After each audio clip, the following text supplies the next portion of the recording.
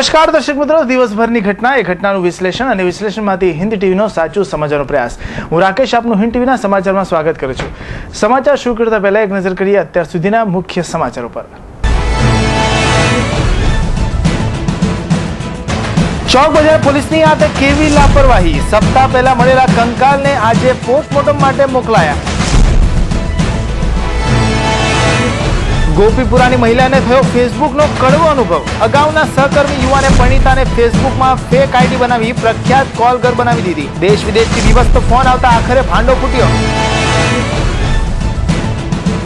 Rander police મથકમાં તબીબ સામે ફરિયાદ કરનાર નર્સે મારી ગુલાંટ. બળજબરીથી ફરિયાદ લખાવડાવી હોવાનો યુવતી દ્વારા પોલીસ પર આરોપ. 1 એપ્રિલ એટલે મોંઘવારીનો વિનાશક બોમ્બ. બજેટમાં ઝીંકાયેલો બોજો દરેક ક્ષેત્રમાં લાગુ. જનતા વધુ એકવાર પીસાય મોંઘવારીમાં. અને હાઈ સિક્યુરિટી નંબર પ્લેટનો કોન્ટ્રાક્ટ એક જ કંપનીમાં અપાતા રેડિયમ આર્ટિસ્ટોએ ચડાવી બાયો. સોમવારના રોજ એક દિવસીય બંધ પાડી કામથી રહ્યા અળગા. ચોક બજારના વરિયાવી બજારમાંથી એક સપ્તાહ અગાઉ જમીનમાં ખોદકામ વેળા કંકાલ મળી આવ્યા હતા. કંકાલ મળ્યાને 7 દિવસ વીતી ગયા છતાં ત્યાં સુધી ચોક પોલીસ શું કરતી હતી તે તો રામ જાણે. પરંતુ સોમવારે પોલીસે આળસ ખંખેરી આખરે કંકાલને પોસ્ટમોર્ટમ માટે સ્વીમેર હોસ્પિટલ મોકલ્યા ખરા. વરિયાવી બજારના એક વર્ષ જૂના મકાનને તોડી પાડી નવા બાંધકામ માટેનું કામ ચાલી રહ્યું છે. મકાનના અંડરગ્રાઉન્ડમાં પાર્કિંગ બનાવવાનું હોવાને કારણે ઊંડાણમાં ખોદકામ ચાલી રહ્યું છે. આ ખોદકામ દરમિયાન એક સપ્તાહ અગાઉ જમીનમાંથી કંકાલ મળી આવ્યા હતા.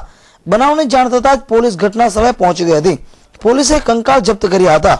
આ સમયે ચોક બજાર પોલીસે જણાવ્યું હતું કે આ કંકાલ અંદાજે 100 વર્ષ જૂના છે અને તેને તાત્કાલિક ફોરેન્સિક માટે મોકલવામાં આવશે. પરંતુ પોલીસે આજે એક સપ્તાહ બાદ આ કંકાલને પોસ્ટમોર્ટમ માટે સ્મીમેર હોસ્પિટલ મોકલ્યા હતા. ચોક બજાર પોલીસની આ ગંભીર લાપરવાહી નથી તો બીજું શું છે? કેમેરામેન નિકુંજ પંડ્યા સાથે Gautam Dhandhaliya, NTV news, Surat. Social media તરીકે ફેસબુકનો ઘણા લોકોને માઠો અનુભવ થઈ ચૂક્યો છે. ત્યારે ગોપીપુરા વિસ્તારમાં રહેતી પરિણીતાને પણ આખરે ફેસબુકનો કડવો અનુભવ થઈ ગયો છે. અગાઉ તેની સાથે જ કામ કરતા યુવાને પરિણીતાની પ્રોફાઇલમાંથી ફોટો ઉપાડી ફેક આઈડી બનાવી હતી. આ ફેક આઈડીમાંથી પરિણીતાનો મોબાઈલ નંબર નાખી તેને કોલ ઘર બનાવી હતી, જેના કારણે દેશ વિદેશથી વિવસ્ત કોલ આવતા આખરે મામલો પોલીસ મથકે પહોંચ્યો હતો. ગોપીપુરાના શેતાન ફળિયામાં આશીષભાઈ આમોદિયા તેમની પત્ની અન્નુ સાથે રહે છે. અન્નુબહેનના મોબાઈલ ઉપર થોડા સમયથી કેટલાક અશ્લીલ કોલ આવવા માંડ્યા હતા. ફોન કરનારાઓ અન્નુબહેનને રીમા કોલી નામથી સંબોધન કરી અશ્લીલ વાતો કરતા હતા. પહેલા તો અન્નુબહેનને કંઈ સમજાયું ન હતું, પણ કોલની સંખ્યા વધવા માંડતા તેઓ અકળાયા હતા. માત્ર દેશના જુદા જુદા શહેરો નહીં પણ વિદેશથી પણ કોલ આવવા માંડતા અને ફોન કરનારી વ્યક્તિઓ કોઈ કોલગર સાથે વાત કરતા હોય એવો અહેસાસ અન્નુબહેનને થયો હતો. આ બાબતે તેણીએ તપાસ કરતા તેઓના ફોટો અને નામ રીમા કોલી એ રીતે ફેસબુક પર આઈડી બનાવાઈ હોવાનું બહાર આવ્યું હતું. રીમાની આઈડીમાં પોતે કોલગર્લ હોવાની પ્રોફાઇલ ઊભી કરી તેમાં નંબર અન્નુબહેનનો મુકાયો હતો. આ બાબતે અન્નુબહેને પોલીસ કમિશનરને મળી ફરિયાદ આપી હતી. કમિશનરે ક્રાઇમ બ્રાન્ચના ઇન્સ્પેક્ટર ગોહિલ સાહેબને તપાસ સોંપી હતી. પોલીસે ફેસબુક એકાઉન્ટ જ્યાંથી ઓપરેટ થતું હતું એનું આઈપી એડ્રેસ મેળવી તપાસ કરતા આ હરકત મુંબઈના ગાતલા વિલેજમાં હળવદનગરમાં રહેતા વિશાલ કાશીનાથ ટંડેલની હોવાનું બહાર આવ્યું હતું. ક્રાઇમ બ્રાન્ચની ટીમે વિશાલ ટંડેલને પકડી લાવી તપાસ કરતા તેણે કહ્યું હતું કે મુંબઈના ચેમ્બુરમાં આવેલી હિરલ એગ્રોકેમ લિમિટેડ કંપનીમાં એકાઉન્ટ તરીકે કામ કરતો હતો. અન્નુબહેન પણ અગાઉ આ સ્થળે કંપનીમાં સેક્રેટરી તરીકે નોકરી કરતા હતા. જોકે એમની વચ્ચે જાજો પરિચય ન હતો. કંપનીમાં એમ્પ્લોય લિસ્ટમાંથી અન્નુનો નંબર અને ફેસબુક પરથી ફોટો લઈ વિશાલે તેણીની રીમા કોલી નામની ફેક એકાઉન્ટ શરૂ કરી દીધું હતું. માત્ર મનોવિકૃતિ સંતોષવા આ કરતૂત કરનાર વિશાલની ક્રાઇમ બ્રાન્ચે ધરપકડ કરી આગળની તપાસ શરૂ કરી છે. રાંદેરના તબીબે પોતાની હોસ્પિટલમાં નર્સ તરીકે કામ કરતી 20 વર્ષીય યુવતી પર બળાત્કાર ગુજાર્યો હોવાની ઘટનામાં યુ ટર્ન આવ્યો છે. આ યુવતીએ જણાવ્યું હતું કે ડોક્ટર બળાત્કારી નથી, મારો પતિ છે, અમારા લગ્ન થઈ ચૂક્યા છે. યુવતીએ પોલીસ પર પણ આક્ષેપ કર્યા હતા કે તેઓએ પોતાની રીતે તબીબ વિરુદ્ધ બળાત્કારનો ગુનો દાખલ કરી તેની ધરપકડ કરી હતી. પાલનપુર પાટિયા વિસ્તારમાં આવેલી દીનદયાળ સોસાયટીમાં રહેતા અને પાંડેસરામાં હોસ્પિટલ ધરાવતા તબીબ બલવીરસિંહ મહેન્દ્રસિંહ ભુલ્લુરે 11મી સપ્ટેમ્બરના રોજ પોતાની હોસ્પિટલમાં કામ કરતી 20 વર્ષીય નર્સ પર બળાત્કાર ગુજારી જાનથી મારી નાખવાની ધમકી આપી હતી. ત્યારબાદ લગ્નનું નાટક કરી લગ્ન કરવાની લાલચ આપ્યા બાદ છેલ્લા 3 મહિનાથી બળાત્કાર ગુજાર્યો હોવાની ઘટનામાં યુ ટર્ન આવતા સનસનાટી મચી જવા પામી છે। સાંભળો ભોગ બનનાર યુવતીની વાત। 5 दिन पहले भाग गया हुआ था और हम अभी कोर्ट मैरिज करने वाले थे, तो 5 दिन पहले भाग गया था। 2 दिन से मैं ढूंढ रही थी, मुझे मिल नहीं रहा था। पुलिस के पास मैं हेल्प के लिए आई थी कि आप लोग प्लीज़ उसको ढूंढ के ले आओ, ठीक है। तो पुलिस वाला ने उसे ढूंढा तो सही, लेके तो आए। उसके बाद मैंने बोला उससे मुझे बात कर लेने दो, उसने भी बोला कि मुझे उससे बात कर लेने दो, हम कोर्ट मैरिज करने वाले हैं। तो पुलिस ने मेरा नाम, नंबर, एड्रेस सब कुछ पूछा, कहाँ रहते हैं, क्या करते हैं, कहाँ कब से रहते हो, कैसे रहते हैं, ये सब पूछ के उसके बाद उसके ऊपर 376 का केस दाखिल कर दिया। और पीआई ने ज़बरदस्ती मुझे मेरे ऊपर दबान डाल डाल के पीआई, लेडीज़ पुलिस, पीआई का और राइटर, जो राइटर है, इन तीनों ने मेरे ऊपर दबान डाल के, मैंने उनको बार बार बोला कि मुझे बात कर लेने दो, मैं 2 मिनट के बाद बात कराता हूँ, 2 मिनट के बाद बात कराता हूँ, ऐसा बोल के बात नहीं कराया। और हर वक्त मेरे को 2 दिन तक मेरे ऊपर दबान डाल के मुझे यहाँ पे रोक के रखा और उसके ऊपर 376 का केस दाखिल किया। मेरा हस्बैंड हम मैरिज कर चुके थे, हमारा कोर्ट मैरिज होने वाला था क्योंकि लॉ करके किया हुआ था। उसके घर वालों को भी पता है, मेरे घर वालों को भी पता है। इस वजह से रेप केस कैसे हुआ, रेप केस में क्यों दाखिल किया। સાંભળ્યું તમે। આ યુવતીનું કહેવું છે કે તેણીના તબીબ બલવીર સિંહ સાથે લગ્ન થઈ ગયા છે અને બંને વચ્ચે ઝઘડો થતા બલવીર સિંહ 4 દિવસે ઘરે આવ્યા ન હોવાથી તેને શોધી કાઢવા તે રાંદેર પોલીસનો સહારો લેવા આવી હતી, પરંતુ પોલીસે બલવીર સિંહ વિરુદ્ધ બળાત્કારનો ગુનો નોંધી તેની ધરપકડ કરી હતી। સાંભળો યુવતીની જુબાની। 4 दिन पहले बोला था, तो इन लोग 4 दिन पहले से इसको ढूंढ रहे थे। ढूंढ के लाने के बाद सर इन लोगों ने फरियाद को 376 में दाखिल किया 3 दिन पहले। आप कौन सी जगह रहता और कहाँ से गायब हुए? हम पालनपुर पाटिया दीनदयाल सोसाइटी 45 नंबर प्लॉट में रहते हैं। वहाँ से वो थोड़े हमारे बीच में झगड़े हुए थे, इस वजह से वो चले गए थे। कितने समय से वहाँ रहते हैं? वहाँ पे मेरा ऐसे मैरिज हो चुका था, हम दोनों 3 महीने से रहते हैं, वो उसके पहले से रहते हैं। आप अभी अपने बाइट में बोला कि आपकी शादी नहीं हुई, अभी आप बोलते मैरिज हो, किस तरह की मैरिज हुआ? आप किस तरह का मैरिज? लव मैरिज हो चुकी थी, कोर्ट मैरिज हमारा बाकी था। कोर्ट मैरिज हमारा होने वाला था और उसके बीच में हमारे बीच अनबन हुई और ये चले गए थे। मैरिज हो चुकी थी, वो इनके माँ बाप को भी पता है और मेरी माँ को, मेरी फैमिली में जो है उनको भी पता है, और कोर्ट मैरिज होने वाली थी। आप क्या काम करते हो, वो क्या काम करते हो? वो एक डॉक्टर है और मैं कुछ नहीं करती। યુવતીએ બલવીર સિંહ સાથે 3 મહિના પહેલા પંજાબના ગોલુન ટેમ્પલમાં લગ્ન કરી લીધા હતા, જેની તસવીર પણ તેણીની પાસે છે અને તેમના પરિવારજનોને પણ આ લગ્નની જાણ છે। शादी हम पंजाब में गए थे, वहाँ पे सिंदूर डाला था पंजाब में, मतलब कि घर वाले सब साक्षी है। वहाँ का जैसे गोल्डन टेम्पल पे हम गए थे घूमने, वहाँ का फोटो वगैरह है। फेरे का कोई फोटो नहीं है क्योंकि हम कोर्ट मैरिज के बाद पूरी फैमिली और पूरे खानदान को बुला के समाज में करने वाले थे। आपने परसों आपका स्टेटमेंट में ऐसा बताया था कि आपको लगन शादी की लालच दिया था उसने। नहीं, मैंने कोई स्टेटमेंट दिया ही नहीं, क्योंकि मुझे लेडीज पुलिस ने मीडिया वालों को कुछ भी बोलने के लिए मना किया था कि तुम कुछ भी नहीं बोलोगे, इसलिए मैंने परसों कोई स्टेटमेंट दिया ही नहीं है। आप लोगों ने मेरा कोई स्टेटमेंट लिया ही नहीं। और पुलिस, पीआई ने और लेडीज पुलिस ने मुझे दबान में रखा हुआ था। 2 दिन से पुलिस आपको घटनास्थल पर साथ में लेके जा रही है, और तब आपने कुछ क्यों नहीं कहा? मैं पीआई को मैंने हर बार बोला, वो मेरे घर पे जाना चाहे चेकिंग के लिए, तो भी मैंने बोला मैं घर पे नहीं जाऊंगी, वो एरिया में हम रहते हैं, हमारी बदनामी होगी। पीआई मेरे ऊपर चिल्लाया, जोर से बोला। फिर एससीपी भी मेरे को फिर समझाए, वो तो प्यार से ही मुझे समझाए कि बेटा जाना ही पड़ेगा। पीआई ने मेरे ऊपर दबान करके मेरे को बोला गाड़ी में बैठना ही पड़ेगा, तुझे जाना ही पड़ेगा। उसके बाद पीआई ने हर जगह मेरे साथ मतलब जबरदस्ती से वो किया। हाँ, मेडिकल चेकअप के लिए भेजा था, पीआई मेरे साथ हर जगह पे जबरदस्ती की और बदतमीजी से ही बात किया। હવે આ ઘટનાની હકીકત શું છે એ તો ભગવાન જાણે, પણ હાલ યુવતીના નિવેદનથી રાંદેર પોલીસની ઊંઘ હરામ થઈ ગઈ છે। કેમેરામેન જયેશ પરમાર સાથે એઝાઝ શેખ, હિન્દ ટીવી ન્યૂઝ, સુરત। નવું નાણાકીય વર્ષ મોંઘવારીનો બોમ્બ ફોડવાની તૈયારીમાં છે। સરકારે જે નવા ટેક્સની જાહેરાત કરી છે તે આજથી લાગુ કરવામાં આવશે, તેથી દેશની જનતાએ આજથી અનેક સેવાઓ માટે વધારે પૈસા ચૂકવવા પડશે। સોમવારથી તમારે કદાચ ઘરે મંગાવેલા પીઝા, કારમાં જઈને ખાવા માટે લીધેલા બર્ગર કે પછી ઓફિસની કેન્ટીનમાં વધુ નાણાં ચૂકવવા માટે તૈયાર રહેવું પડશે। એસી ધરાવતી હોટલ તેમજ રેસ્ટોરન્ટમાં જમવું વગેરે સોમવારથી નવા સર્વિસ ટેક્સનો બોજ ઉઠાવવાનો રહેશે। અને તેઓ સરવાળે આની વસૂલી તો ગ્રાહક પાસેથી જ કરશે। જી હા, બજેટમાં ઝીકાયેલો વધારો 1 એપ્રિલથી લાગુ થતા હવે અનેક જગ્યાએ વધુ નાણાં ચૂકવવા તૈયાર રહેવું પડશે। મોંઘવારીનો આ બોમ્બ સામાન્ય માણસના ખિસ્સા ખાલી કરવાનો છે। રેલ યાત્રા ભાડું, માલ ભાડું પણ મોંઘું થશે, કારણ કે કેન્દ્રીય રેલવે બજેટમાં જાહેર કરાયેલો સુપરફાસ્ટ ટ્રેન અને રિઝર્વેશનની ટિકિટના ભાવમાં વધારો અમલી બનતા હવે ટ્રેનમાં મુસાફરી કરવાનું પણ મોંઘું બની ગયું છે। આ મોંઘવારીના કારણે જનતાની અનેક ગણી મુશ્કેલી વધી જશે તેવું આમ જનતા જણાવી રહી છે। इतना रेट बढ़ गया, आम आदमी तो जी नहीं सकता। क्यों? अभी टिकट का अभी बढ़ा था रेलवे भाड़ा, अभी फिर बढ़ा रहे हैं लोग, और उसके बाद में बीमा बढ़ रहा है, सब कुछ बढ़ रहा है, रोजगारी बेरोजगारी बढ़ रही है, तो आम आदमी क्या खाएगा? आदमी खाएगा क्या? आदमी करेगा क्या? कुछ नहीं हो सकता। और उसके बाद में अभी देखो क्या होता है, क्यों इस मार्केट में सब चिंताई ज़्यादा हो रही है, बेरोजगारी के हिसाब से ही ये हो रहा है। मंदी 2008 जैसी आ रही है अभी। જે મોંઘવારી વધી છે તેના કારણે જે આમ નાગરિક છે, જે મધ્યમ વર્ગનો પરિવાર છે, તેના ઉપર ભારણ વધારે વધતું જાય છે। તેના કારણે એને ઘર ચલાવવું ઘણું મુશ્કેલ બનતું જાય છે। એના વિશે સરકાર વિચારવું જોઈએ કે જે મધ્યમ વર્ગ માણસ છે, જે રોજે રોજનું લાવીને રોજ રોજ પોતાનું ગુજરાન ચલાવે છે, તેમના વિશે કંઈક વિચારીને સરકારે બજેટ રજૂ કરવું જોઈએ। હમણાં જે બજેટ જે બધા રજૂ થાય છે તે સરકાર મોટી મોટી કોર્પોરેટ કંપનીઓ, કોર્પોરેટ લેવલના વ્યક્તિઓ અને મોટી જે ઔદ્યોગિક કંપની છે એને જોઈને રજૂ કરે છે।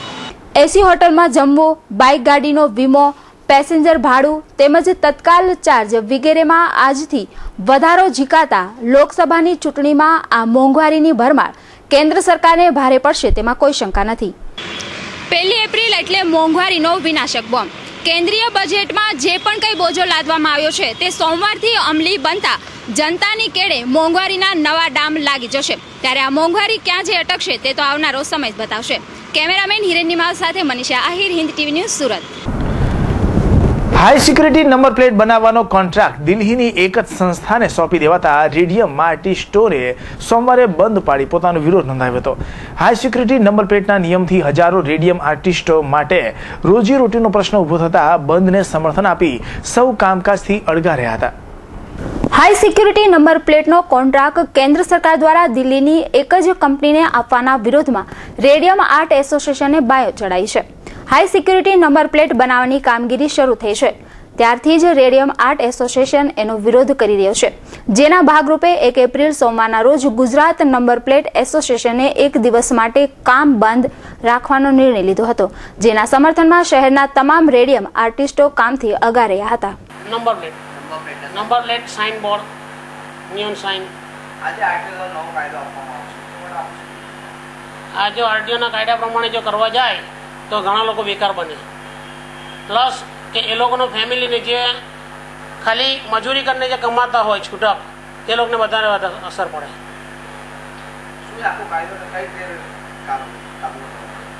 આરટીઓનો નિયમ પ્રમાણે જોવા જાય તો ખાલી સિમ્પલ નંબર પ્લેટ કે પછી અમુક જણને એ કરવા પડે કે તમે અમુક જગ્યાએ અમુક જ વસ્તુ બનાવી શકો, એનાથી ફેન્સી બનાવી નહીં શકો તો તમે કાબુમાં લઈ શકો। ખાલી એક જ જણને તમે જો આપી દેવો તો એમાં કોઈ એ નહીં થાય। આજે તો કેવું છે કે ફેન્સી નંબર પ્લેટોમાં 300 થી લઈને 4000 રૂપિયા બને છે નંબર પ્લેટો। આરટીઓ દ્વારા જે નવી નંબર પ્લેટ આપવામાં આવી છે તેમાં એ લોકો એવું કહે છે કે અમે લોકો હાઈ સિક્યુરિટી નંબર પ્લેટ આપી રહ્યા છે, બરાબર છે। એમાં અમે ગાડીનો engine number, chassis number plate પર અંકિત કરશું, પણ હજી સુધી આપણે અહીંયા ચાલુ થાય એવું વ્યવસ્થિત લાગતું નથી અને એ ક્વોલિટી અને આ ક્વોલિટી અમે જે અત્યારે દેખાડીએ છીએ એમાં ઘણો ફરક દેખાઈ રહ્યો છે। એકચ્યુઅલી જે એ લોકોએ ક્વોલિટી મેન્શન કરી હતી પહેલાં પેપરમાં હાઈ સિક્યુરિટી માટે તેમાં હજી ઘણો બધો ફરક દેખાઈ રહ્યો છે। જે હતું કહેવામાં આવ્યું તે પ્રમાણે લાગતી નથી અને અગર આ જો આવે તો અહીંયા સુરતમાં રહેતા તમામ નાગરિકોને હાઈ સિક્યુરિટી આ તો સારું છે, પણ જે પેઇન્ટર ફેમિલીઝ છે જે લોકો ખાલી નંબર પ્લેટ પર રોજગારી નિભાવે છે તેવા લગભગ 400-450 ફેમિલીને આખી આ અસર કરે અને એ વસ્તુ લોકો માટે સારી નથી। લોકો બેરોજગાર થાય છે, એ લોકોને પૂરતી રોજી નથી મળી રહેવાની। નંબર પ્લેટ બનાવી રોજીરોટી મેળવનારા હજારો રેડિયમ આર્ટિસ્ટો ચિંતામાં મુકાયા છે। જો હાઈ સિક્યુરિટી નંબર પ્લેટ એક જ કંપની બનાવશે તો બાકીના રેડિયમ આર્ટિસ્ટો શું કરશે? બેકાર બની જશે. આ ગંભીર પ્રશ્નને લઈ રેડિયમ આર્ટિસ્ટોએ અગાઉ કલેક્ટરને આવેદનપત્ર આપી ન્યાયની માંગણી કરી હતી, પરંતુ તેમના તરફથી કોઈ પણ પગલાં નહીં લેવાયા હતા. અંતે ગુજરાત નંબર પ્લેટ એસોસિએશન એક દિવસ બંધ પાડી ચીમકી આપી છે કે જો આ મુદ્દે ટૂંક સમયમાં નિવેડો નહીં આવે તો આવનારા દિવસોમાં રાજ્યના એક સ્થળે સહુ નંબર પ્લેટ બનાવનારો એકત્રિત થઈ વિરોધ કરશે, જેથી આંદોલન પણ ઉગ્ર બનશે. કેમેરામેન જયેશ પરમાર સાથે એઝા શેખ, હિન્દ ટીવી ન્યૂઝ, સુરત. શહેરમાં આધાર કાર્ડની કાચબા ગતિની ચાલી રહેલી કામગીરીને વેગ આપવા દરેક મતદાન મથકમાં આધાર કાર્ડ સેન્ટર ચાલુ કરાવવાની રજૂઆત વિરોધ પક્ષ દ્વારા રાજ્ય અને કેન્દ્ર સરકારને કરવામાં આવી છે. કેન્દ્ર સરકારની આધાર કાર્ડની યોજના છેલ્લા 1.5 વર્ષથી ચાલી રહી છે. 50 લાખની વસ્તી ધરાવતા શહેરમાં આધાર કાર્ડ મેળવવા માટેના માત્ર 2 સેન્ટરો જ કાર્યરત છે. કેન્દ્ર સરકારની યોજનાના પગલે ગુજરાતની ભાજપ સરકાર આ યોજનામાં મદદરૂપ થવા અખાડા કરી રહી હોવાના આક્ષેપો છે. શહેરના તમામ લોકોને આધાર કાર્ડ સરળતાથી અને ઝડપભેર મળી રહે તે માટે વિરોધ પક્ષના નેતા બાબુ કાપડિયા દ્વારા રાજ્ય સરકાર અને કેન્દ્ર સરકારમાં લેખિતમાં રજૂઆત કરાઈ છે. હાલમાં ગોકળગાયની ગતિએ ચાલી રહેલી આધાર કાર્ડની કામગીરીમાં વેગ મળે તે માટે દરેક મતદાન મથકમાં આધાર કાર્ડના સેન્ટરો ચાલુ કરવાની માંગણી માજી વિરોધ પક્ષના નેતા બાબુ કાપડિયા દ્વારા કરવામાં આવી છે. કેન્દ્ર સરકાર દ્વારા શહેરમાં આધાર કાર્ડની યોજના હેઠળ આજે છેલ્લા 1.5 વર્ષથી આ કામગીરી ચાલે છે. અગાઉ બી તમારા માધ્યમથી મેં લોકોને કોસાડ ગરીબ લોકો માટે આધાર કાર્ડના સેન્ટર માંગેલા અને તમારા સહકારથી ત્યાં આધાર કાર્ડના સેન્ટર શરૂ થઈ ગયા અને આજે ત્યાં સારી રીતે કોઈ પણ જાતના ભ્રષ્ટાચાર વગર ત્યાં ખૂબ સારી રીતે આધાર કાર્ડના 2 સેન્ટર ચાલી રહ્યા છે. ગરીબ લોકોને અમે ન્યાય અપાવ્યો, પણ સાથે સાથે મધ્યમ વર્ગના લોકો જે રોજીરોટી કમાવા માટે જાય છે અને શ્રમિક લોકો, આ લોકો માટે પણ આધાર કાર્ડની ખૂબ મોટી જરૂરિયાત છે. મારી પર પરમ દિવસે પણ એક ડૉક્ટરનો ફોન આવ્યો, એક એડવોકેટનો ફોન આવ્યો, માજી ચીટનીસ નિરંજનભાઈ પારેખનો મારી પાસે ફોન આવ્યો કે બાબુભાઈ મારે આધાર કાર્ડ કઢાવવા છે. મેં એમને સ્પષ્ટ કીધું કે આ યોજના કેન્દ્ર સરકારની યોજના છે, પણ હમણાં જે એજન્સી છે તેને 250 કીટથી કામ કરવાની ટેન્ડરની શરત મુજબ છે. પણ આજે પણ જ્યારે અગાઉ ઇન્ટરવ્યૂ આપ્યું ત્યારે બી 80-85 કીટ હતી અને આજે પણ 80-85 કીટ દ્વારા એ કામગીરી કરે છે. ના છૂટકે અગાઉ મેં કમિશનર અને રાજ્ય સરકારમાં રજૂઆત કરેલી, પણ ના છૂટકે હવે શહેરના હિત માટે 45 લાખ લોકો માટે મેં કેન્દ્ર સરકારમાં સોનિયાજી, રાહુલજી, અંબટભાઈ, સિદ્ધાર્થ, શક્તિસિંહ અને આપણા રાજ્યના વિરોધ પક્ષના નેતા શંકરસિંહને બી આ લેટરની મેં જાણ કરી અને કીધું છે. રુસ્તમપુરામાં રહેતી એક વિધવા મહિલાએ અગ્નિ સ્નાન કરી આત્મહત્યાની કોશિશ કરી હતી. ઉર્મિલા અશોકભાઈ રાઠોડ નામની 34 વર્ષીય મહિલાએ સોમવારે બપોરના સુમારે અગમ્ય કારણસર પોતાના શરીરે કેરોસીન રેડી જીવતી સળગી ગઈ હતી. આ જોકે કયા કારણસર તેમણે આ પગલું ભર્યું છે તે જાણી શકાયું નથી. હાલ ઉર્મિલાબેન નવી સિવિલ હોસ્પિટલમાં સારવાર હેઠળ છે, જ્યાં તેમની હાલત ગંભીર હોવાનું જાણવા મળ્યું છે. અમદાવાદથી સુરત રહેતા એકના એક વિકલાંગ પુત્રને મળવા આવેલી સાસુના આગમનથી નારાજ થયેલી લકવાગ્રસ્ત વહુએ સાસુને માર માર્યા બાદ પતિએ આપેલા ઠપકાથી હતાશ થઈ ઝેરી દવા ગટગટાવી આત્મહત્યાની કોશિશ કરી હતી. અઠવાગેટ દીપમંગલ સોસાયટીમાં રહેતા અપંગ ગૌરવભાઈ શાહ નાનપુરા પોસ્ટ ઓફિસમાં ક્લાર્ક તરીકે નોકરી કરે છે. આ દરમિયાન રવિવારે મોડી રાતે તેમની લકવાગ્રસ્ત પત્ની દિવ્યાએ માંકડ મારવાની ઝેરી દવા પી આત્મહત્યાની કોશિશ કરી. દિવ્યા અને ગૌરવના 2 વર્ષ અગાઉ મેરેજ બ્યુરો થકી લગ્ન થયા હતા. ગૌરવ મા બાપનો એકનો એક પુત્ર હોય રવિવારે અમદાવાદ રહેતી માતા ગૌરવને મળવા માટે આવી. જોકે સાસુ મળવા આવતા દિવ્યાને ગમ્યું ન હતું. આ બાબતે ઝઘડો કરીને તેણીએ સાસુને ગળું દબાવી માર માર્યો. ગૌરવે ઠપકો આપતા દિવ્યાને માઠું લાગી આવ્યું હતું. તેણીએ માંકડ મારવાની ઝેરી દવા ગટગટાવી આત્મહત્યાની કોશિશ કરી હતી. આ દિવ્યાની તબિયત વધુ લથડતા તેણીને સારવાર અર્થે નવી સિવિલ હોસ્પિટલમાં ખસેડાઈ છે. 4 દિવસ અગાઉ હજીરા રોડ પર પૂરપાટ દોડતી 4વ્હીલરે બાઇક સવાર 3ને ટક્કર મારતા સર્જાયેલા ગંભીર અકસ્માતમાં વધુ એક યુવાનનું મોત નીપજ્યું છે. અકસ્માતમાં અગાઉ ઘટના સ્થળે જ એક વ્યક્તિનું મોત નીપજ્યું હતું. ઈચ્છાપુર કૃષ્ણાનગરમાં રહેતા મૂળ ઉત્તર પ્રદેશના જોનપુર જિલ્લાના વતની 26 વર્ષીય વિજય રાજપૂત હજીરાએ આવેલી એસઆર કંપનીમાં કોન્ટ્રાક્ટ બેઝ પર નોકરી કરતો હતો. આ વિજય ગત 27મી તારીખે રાતે સાથે નોકરી કરતા પિતરાય ભાઈ મુન્ના સિંહ રાજપૂત તથા મિત્ર રોશન રાજપૂત સાથે 3 સવારી નોકરી પરથી બાઇક પર પરત ઘરે ફરી રહ્યા હતા. રસ્તામાં હજીરા રોડ રિલાયન્સ કંપની પાસે પૂરપાટ દોડતી 4 વ્હીલરે પાછળથી તેમની બાઇકને અડફેટમાં લીધી હતી. સર્જાયેલા આ અકસ્માતમાં રોશન રાજપૂતનું ગંભીર ઇજાના કારણે ઘટના સ્થળે જ મોત નીપજ્યું હતું. જ્યારે વિજય અને તેમના પિતરાય ભાઈ મુન્ની સિંહને મહાવીર હોસ્પિટલમાં દાખલ કરાયા હતા, જેમાં સારવાર દરમિયાન વિજય રાજપૂતનું પણ મોત નીપજ્યું હતું. આઘાતજનક વાત એ છે કે વિજયનું માત્ર 2 મહિના અગાઉ જ લગ્ન થયા હતા. વિજયના મોતથી તેમને વતન રહેતી પત્ની પર દુઃખોનું આપ તૂટી પડ્યું છે. આ બધા અંગે હજીરા પોલીસે અકસ્માત મોતનો ગુનો નોંધી વધુ તપાસ હાથ ધરી છે. પાંડેસરા બમરોલી રોડ ખાતે રહેતો એક માસૂમ કિશોર ઘર પાસે રમતા રમતા અચાનક ક્યાંક ચાલી ગયો હતો, જેના કારણે આખરે પાંડેસરા પોલીસે માસૂમનું અપહરણ થયાની ફરિયાદ નોંધી શોધખોળ હાથ ધરી છે. પાંડેસરા બમરોલી રોડ દિવ્ય દર્શન સોસાયટી નંબર 25માં રહેતા અને ડાઇંગ પ્રિન્ટિંગ મિલમાં કામ કરતા પ્રદીપ ભરત પ્રસાદ ચતુર્વેદીનો 13 વર્ષીય પુત્ર શુભમ શનિવારના રોજ સાંજના ઘર પાસે રમતા રમતા ક્યાંક ચાલી ગયો હતો. પરિવારજનો દ્વારા સગા સંબંધી અને મિત્રોને ત્યાં શુભમ અંગે તપાસ કરાતા તે મળ્યો નહોતો. આખરે તેના પિતા પ્રદીપભાઈએ પાંડેસરા પોલીસ મથકે પુત્ર ગુમ થયો હોવાની ફરિયાદ નોંધાવતા પોલીસે કોઈ અજાણ્યા ઈસમે અગમ્ય કારણસર શુભમનું અપહરણ કરી હોવાનો ગુનો દાખલ કરી આગળની તપાસ હાથ ધરી છે. કડોદરા ખાતે આજરોજ પોલીસ ઔદ્યોગિક સુરક્ષા કેન્દ્ર તથા પોલીસે કુટુંબ સહાયતા કેન્દ્રના ઉદ્ઘાટન સમારોહનું જિલ્લા પોલીસ દ્વારા આયોજન કરવામાં આવ્યું હતું.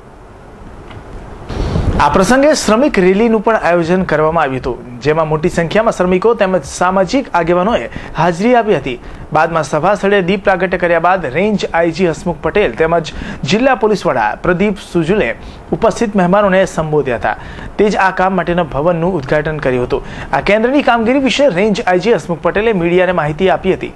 आज उसका विधिवत उद्घाटन किया. एक कुटुंब सहायता केंद्र जो कामरेज चौकड़ी पे काम कर रहा है और दूसरा औद्योगिक सुरक्षा केंद्र जो कड़ोदरा चौकड़ी पे कार्यरत हुआ है. कुटुंब सहायता केंद्र का काम है बच्चों, महिलाओं और सीनियर सिटीजन को मदद करने का. महिलाओं की समस्या कई बार ऐसी होती है कि अपने ससुराल में उनको तंग करते हैं, परेशान करते हैं, लेकिन उनके विरुद्ध वो कंप्लेन देना नहीं चाहती है, लेकिन समझावट से मामला सॉल्व हो ऐसा चाहती है. तो ये ऐसी व्यवस्था है, कंप्लेन दे के भी आप समझावट का रास्ता मतलब काउंसलिंग का रास्ता अपना सकते हैं, या कंप्लेन न दे के समझावट के रास्ते से अपना प्रश्न हल करना चाहते हैं तो वो रास्ता भी अभी उपलब्ध है. कुटुंब सहायता केंद्र में आप संपर्क करें. 24 आवर हेल्पलाइन है 1091. દિલ્હી પબ્લિક સ્કૂલના સંચાલકો દ્વારા અગાઉ છૂટા કરાયેલા ડ્રાઈવરોએ સોમવારે સ્કૂલની બહાર એકત્ર થઈ પોતાનો રોષ ઠાલવ્યો હતો, જેના કારણે ભારે હોબાળો મચી જવા પામ્યો હતો. સિટીલાઇટ ખાતે આવેલી દિલ્હી પબ્લિક સ્કૂલ ફરી વિવાદમાં ઘેરાઈ છે. વર્ષ 2009માં સ્કૂલ દ્વારા છૂટા કરાયેલા 109 કર્મચારીઓને ફરી સ્કૂલમાં નોકરી આપવાનો નામદાર કોર્ટે હુકમ કર્યો હોવા છતાં સ્કૂલ પ્રશાસન દ્વારા ધરાર ના પાડી દેવામાં આવતા સોમવારના રોજ દિલ્હી પબ્લિક મંડળના કર્મચારીઓએ સ્કૂલ બહાર જ ધરણા યોજી સૂત્રોચ્ચાર કર્યો હતો. Bureau report, Hind TV news, Surat. Surat શહેરના લીંબાદ વિસ્તારમાં માથાભારે તત્વોનો આતંક એટલી હદે વધી ગયો છે કે સામાન્ય લોકોનું જીવવું મુશ્કેલ થઈ ગયું છે. લીંબાદના પદ્માવતી નગરના 2 યુવાનો વચ્ચે નજીબ બાબતે થયેલા ઝઘડામાં ભાવનાનગરના માથાભારે આસીન રાણી મંડળીએ એક અપંગ યુવાન પર તલવાર વડે હુમલો કર્યો હતો. આ ઘટનામાં લીંબાદ પોલીસે તાત્કાલિક ઘટના સ્થળે પહોંચી મામલો કાબૂમાં લીધો હતો. આ બનાવ અંગે લીંબાદ પોલીસે વધુ તપાસ હાથ ધરી છે. લીંબાયતના પદ્માવતી સોસાયટીમાં રહેતો મોહમ્મદ આલિમ પોતાના મિત્ર હકુમીદ્દીન સાલિમ સાથે પિક્ચર જોવા ગયો હતો. તે દરમિયાન મોનુ નામના શખ્સને ધક્કો લાગતા તેમની વચ્ચે બોલાચાલી થઈ હતી. લોકોની દરમિયાનગીરીથી મામલો ત્યાં જ પતી ગયો હતો. જો કે મનુએ સાથે થયેલા ઝઘડાની અદાવત રાખી હકીમ સિદ્દીક, મોહમ્મદ આદમ શેખ, નયમ અહમદ ને સાથે રાખી શનિવારે રાત્રે ઘાતક હથિયારો સાથે આલિમના ઘરે પહોંચી ગયા હતા. ઘરે આલિમ અને તેનો મિત્ર તો હતો જ નહીં, પરંતુ અપંગ એવો રિયાકત અલીને પૂછતાછ કરી હતી. રિયાકતને કંઈ ખબર ન હોવા છતાં આવેશમાં આવેલા મનુ અને હાસિમની ટોળકીએ તેના પર તલવાર અને કુહાડી વડે હુમલો કર્યો હતો. રિયાકતનો અવાજ સાંભળી ઘસી આવેલા લોકો તેને સારવાર માટે લઈ જઈ રહ્યા હતા. તે વેળા પણ હકીમ આણી મંડળીએ તેના પર હુમલો કર્યો હતો। નામના 2 છોકરાઓ ગઈકાલે સાંજે મયુર સિનેમા હોલમાં પિક્ચર જોવા ગયેલા હતા, ત્યારે તેમને એક મોનુ નામના ઈસમ સાથે બોલાચાલી થયેલી અને તે વખતે પ્રસંગ પતી જતા કોઈ બીજો બનાવ બનેલો ન હતો, પરંતુ એની અદાવત રાખી અને આજે મોનુ, હાસિમ અહેમદ, સાબાદ અહેમદ અને નઈમ અહેમદ એ 3 થી 4 જણા તલવાર અને કુવાડા લઈ અને આ બંને ઈસમોની શોધ માટે તેમના ઘરે ગયેલા, તો ત્યાં આ બંને ઈસમ હાજર નહીં મળેલા, પણ અન્ય એક રિયાકત અલી અજગર અલી શેખ કે જેને પગે પોલિયો છે એ ત્યાં ઘરે સૂતો હતો।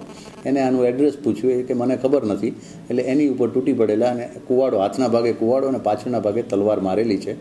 આરોપી હાલ ભાગી ગયેલા છે, પરંતુ આરોપીના ઘરનું ભાવનગરમાં જે રહે છે ત્યાં એમના ઘરોની ઝડપી કરતાં તલવારો, ગુપ્તી, લોખંડની પાઇપો એવા પ્રાણઘાતક હથિયારો મળી આવેલા છે, જે પોલીસે ગુનો દાખલ કરી કબજે કરેલ છે। આરોપી પકડવા માટેના ચક્રો ગતિમાન કરેલ છે। ટૂંક સમયમાં આરોપી પકડાઈ જશે। બનાવની જાણ થતાં જ દોડી આવેલી લિંબાયત પોલીસને જોઈ 4 આરોપીઓ ત્યાંથી નાસી છૂટ્યા હતા।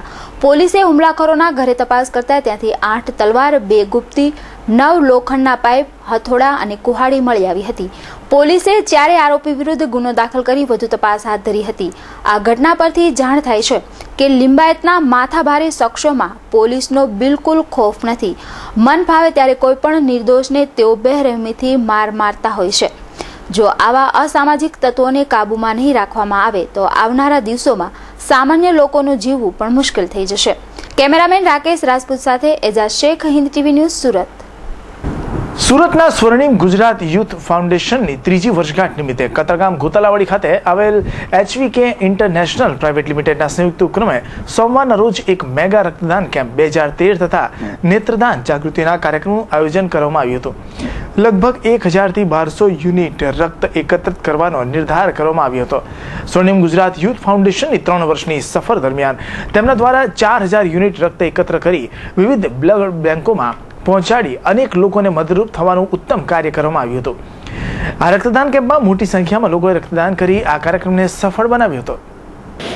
અમે એક સુરતની અંદર NGO ચલાવીએ છીએ, સ્વર્ણિમ ગુજરાત યુથ ફાઉન્ડેશન નામની, જેની આજે 3જી વર્ષગાંઠ નિમિત્તે મારી બાજુમાં જે નાગજીભાઈ સાકરિયા ઊભા છે, જેઓ HVK ઇન્ટરનેશનલ પ્રાઇવેટ લિમિટેડના માલિક છે, એમને ત્યાં અમે એક મેગા રક્તદાન કેમ્પ 2013નું આયોજન કરેલું, જેની અંદર લગભગ આજે અમારી 1000 થી 1200 બોટલ રક્ત એકત્ર કરવાની ગણતરી છે। નાગજીભાઈનો અમે એટલા માટે ખૂબ ખૂબ અમારી સંસ્થા વતી આભાર માનીએ છીએ કે અમે જ્યારે પહેલી વખત એને મળવા ગયા ત્યારે એને વાત કરી કે ભાઈ અમે આ રીતે એક NGO ચલાવી છે સર, અને અમારે પ્રોગ્રામ કરવો છે તમારા કેમ્પસમાં। તો એમણે એવી વાત કરી કે ભાઈ 1 એપ્રિલના દિવસે તો મારો બર્થડે છે। મેં કીધું સાહેબ તો સોનામાં સુગંધ ભળી, તો કે તમે પ્રોગ્રામ કરો અને પૂરેપૂરો સહકાર છે મારો, અને તમને આવો વિચાર આવ્યો એ બદલ હું તમને ધન્યવાદ આપું છું। અને એ બી પોતે અત્યારે રક્તદાન કરીને જ મારી સાથે ઊભા છે। અમારી સંસ્થાની આ રીતે દર વર્ષે એક મેગા રક્તદાન કેમ્પ હોય છે અમારો। એ સિવાય ચક્ષુદાન છે, એઇડ્સ જાગૃતિ છે, એ રીતના બધા પ્રોગ્રામો, બેટી બચાવો વગેરે પ્રોગ્રામોની અંદર અમારી સંસ્થા પાર્ટિસિપેટ કરે છે। ઓમ સાઈનાથ ગ્રુપ અને જીવદયા ટ્રસ્ટ દ્વારા સુરત શહેરના પુણાગામ વિસ્તારમાં આવેલી રણુજાધામ સોસાયટી ખાતેથી સાંઈબાબાની પાલખી યાત્રાનું એક ભવ્ય આયોજન કરવામાં આવ્યું હતું। સાંઈબાબાની સિંહાસન પર બિરાજમાન વિશાળ પ્રતિમા સાથે આ પાલખી યાત્રા શરૂ કરવામાં આવી હતી। આ પાલખી યાત્રાને રણુજાધામ સોસાયટીથી શરૂ કરીને તેની આસપાસના વિસ્તારોમાં ફેરવીને સાંઈ મંદિર ખાતે વિરામ અપાયો હતો। સાંઈબાબાની પાલખી યાત્રા સાથે ભંડારાનું પણ આયોજન કરવામાં આવ્યું હતું। આ મોટી સંખ્યામાં ભાવિક ભક્તોએ આ પાલખી યાત્રા તથા ભંડારાનો લાભ લઈ ધન્યતા અનુભવી હતી। ઓમ સાઈનાથ ગ્રુપ અને જીવદયા ટ્રસ્ટ દ્વારા સાઈનાથની પાલખીનું તેમજ સાઈનાથ ભંડારાનું આયોજન કરેલ છે। તેમાં આજરોજ અમે પુણા વિસ્તારની વિવિધ સોસાયટીઓમાં સાઈનાથની પાલખીને ફેરવી અને પ્રસાદી રૂપે કઢી ખીચડી ભંડારામાં રાખેલ છે। આજે રણુજાધામ સોસાયટી ઓમ સાઈનાથ જીવદયા ગ્રુપ દ્વારા ભગવાન સાંઈબાબાની પાલખી આજે પુણા વિસ્તારની અંદર અલગ અલગ સોસાયટીની અંદર ફેરવીને અને અબોલ પશુ પક્ષીઓના સારવાર અર્થે આજે આ સાંઈબાબાની પાલખીનું જ્યારે આયોજન કરેલું હતું, ત્યારે આજે રણુજાધામ સોસાયટીની વાડી ખાતે આજે સાંઈબાબાના ભંડારાનું આયોજન પણ રાખેલ છે અને સર્વ ભક્તજનો આજે પ્રસાદ લેવા અહીંયા પધારેલા છે। ઉધના પોલીસે ગાંધી કુટીર સોસાયટીમાંથી 7 જુગારીઓ અને ભીમનગર ઝુંપડપટ્ટીમાંથી 3 જુગારીઓ મળી એક જ દિવસમાં 10 જુગારીઓને ઝડપી પાડી તેમની પાસેથી ₹35,000 થી વધુનો મુદ્દામાલ જપ્ત કરી આગળની કાર્યવાહી હાથ ધરી હતી. ઉધના પોલીસ મથકે ઉભેલા આ 10 જુગારીઓ જુગાર રમતા પોલીસના હાથે ઝડપાયા હતા. પોલીસને બાતમી મળી હતી કે ઉધના ગાંધી કુટીર સોસાયટીમાં જુગારધામ ધમધમી રહ્યો છે, જેના આધારે પોલીસે સાંજે ગાંધી કુટીર સોસાયટીના પ્લોટ નંબર 46માં છાપો મારી ત્યાંથી જુગાર રમતા રમાડનાર સંજય નાના પાટીલ સહિત 7 જુગારીઓને પોલીસે રંગે હાથે ઝડપી પાડ્યા હતા. ઘટના સ્થળેથી પોલીસે 35,200નો મુદ્દામાલ જપ્ત કર્યો હતો. બીજા એક બનાવમાં પોલીસે બાતમીના આધારે ભીમનગર ઝુંપડપટ્ટીમાં દરોડો પાડી ભૂષણ ભીખન પાટીલ સહિતના 3 જુગારીને ઝડપી પાડી ₹300ની મત્તા કબજે લીધી હતી. બંને બનાવમાં ઝડપાયેલા 10 જુગારીઓ પાસેથી પોલીસે કુલ ₹35,500નો મુદ્દામાલ કબજે કરી આગળની વધુ તપાસ હાથ ધરી હતી. Bureau report, Hind TV news, Surat. Munna લંગડાના માથાભારે શાળાએ પોતાના સાગરીતો સાથે મળી એક નિર્દોષ યુવાનને નિર્દયતાપૂર્વક ફટકાર્યો હોવાની ઘટના પ્રકાશમાં આવી છે. આ મુન્નો લંગડો અને તેનો સાળો સની લીંબાદ પોલીસના તાબે થયા ન હોવાનું જાણવા મળ્યું છે. સની અને તેનો મિત્રો વિરુદ્ધ લીંબાદ પોલીસ મથકે ફરિયાદ દાખલ થઈ હતી. લિંબાયત વિસ્તારમાં માથાભારે આસિમની ટોળકી દ્વારા નિર્દોષ અપંગ યુવાન પર જીવલેણ હુમલો કરાયો હતો. તે જ સમયે દેખાતા લિંબાયત વિસ્તારના આ હનુમાન મોહલ્લામાં કુખ્યાત બુટલેગર મુન્ના લંગડાના માથાભારે શનિ નામના શાળાએ પણ પોતાના સાથીદારો સાથે મળી સુનિલ વાઘા નામના શખ્સ પર જીવલેણ હુમલો કર્યો હતો. ઘટના એવી છે કે નવાગામ વિસ્તારનો સુનિલ વાઘા રવિવારે રાત્રે પિક્ચર જોઈને મિત્રો સાથે રતન ચોકથી હનુમાન મોહલ્લામાં ગયો હતો. તે સમયે જૂની અદાવત રાખી શનિ નામનો માથાભારે શખ્સ પોતાના 2 મિત્રો સાથે ત્યાં પહોંચી ગયો હતો અને સુનિલની ઉભેલી બાઇકને પાછળથી ટક્કર મારી હતી.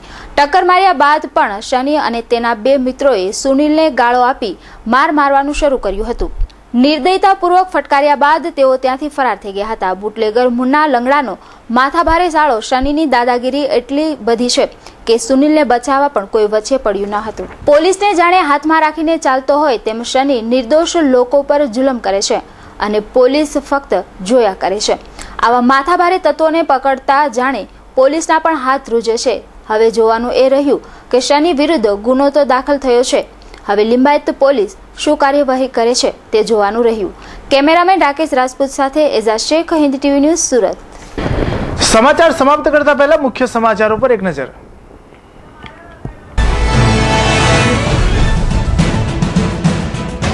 ચોક બજાર પોલીસની આ કેવી લાપરવાહી. સપ્તાહ પહેલા મળેલા કંકાલને આજે પોસ્ટમોર્ટમ માટે મોકલાયા. ગોપીપુરાની મહિલાને થયો ફેસબુકનો કડવો અનુભવ. અગાઉના સહકર્મી યુવાને પરિણીતાને ફેસબુકમાં ફેક આઈડી બનાવી પ્રખ્યાત કોલ ગર્લ બનાવી દીધી. દેશ વિદેશથી દિવસતો ફોન આવતા આખરે ભાંડો ફૂટ્યો.